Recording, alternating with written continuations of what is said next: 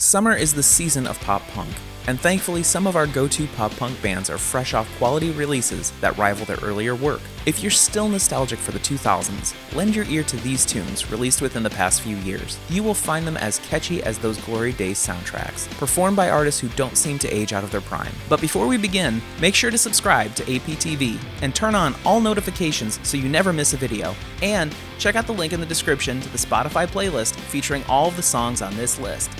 9 new songs from pop punk staples that could rival their best album.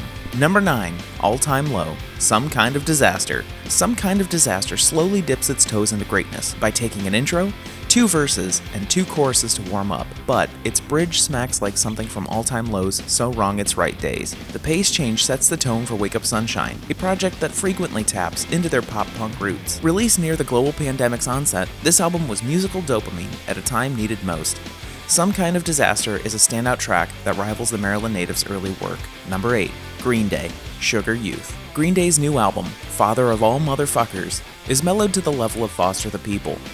There are moments where it's fair to question if you're even listening to Billie Joe Armstrong, but Sugar Youth smashes like something off American Idiot with a catchy, multi-part chorus. The line, "I got the shakes and I'm on fire," bounces over a Joan Jett-like guitar riff. The part where Armstrong sings, "I Don't Want to Be a Romeo," is meshed with a more typical pop-punk drum beat, and like many Green Day hits, there's a splash of darkness in the lines.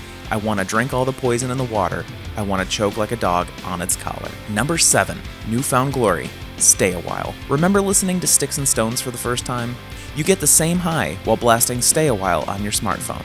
While the band have pumped out plenty of bangers since the Catalyst days, Stay a While might be the first tune that sounds like it truly belongs on an early 2000s NFG album. It's not the only standout track on their solid recent release, Forever Plus Ever Times Infinity, but it is certainly the most throwback worthy. Number 6, blink-182, Pin the Grenade. Pin the Grenade is a pleasant burst of fresh pop-punk air on an emotionally satisfying, yet at times awkwardly experimental, Blink-182 album.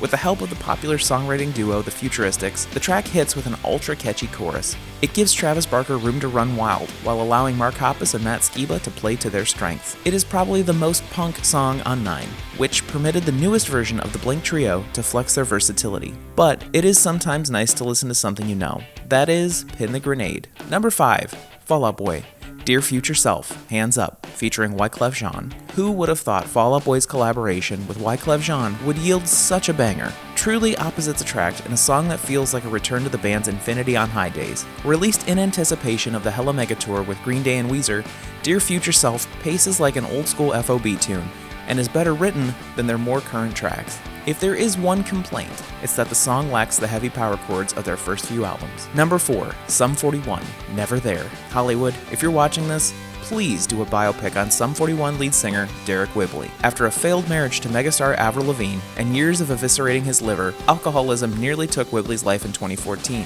But the pop-punk phoenix rose from the ashes to return to the stage, crafting 2 masterful albums alongside his Sum 41 bandmates. While 2019's Order in Decline was much more rock than pop-punk, Never There sounds like some of the great slow jams from Chuck and Underclass Hero. Fans empathize the most with the song's theme, Whibley's non-existent relationship with his father. While the vocalist touched on the subject in prior songs, this is the first time he really zeroes in on the topic. It's a crushing, yet brilliant track that belongs at the top of Sum 41's discography.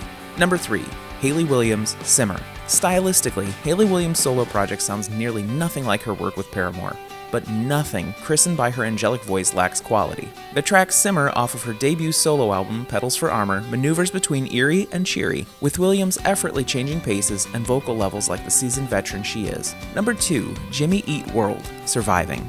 Are we sure Jim Adkins even ages? Few would be surprised if the Jimmy Eat World singer admitted that years ago he ditched the band on a worldwide tour to bathe in the fountain of youth. The band nearly mirror their sound from the early 2000s heyday with their new album Surviving. The title track, however, stands out as a tune that builds behind enticing guitar riffs into an anthemic finish. It's a clean, uplifting song that brings listeners back into the familiar Jimmy Eat World universe. And number 1, MXPX, Worries. The best songs from seasoned bands often sound like their prime material, but are also topical. That's Worries from MXPX. It drives like their 1996 album Life in General, or even 2007's Secret Weapon.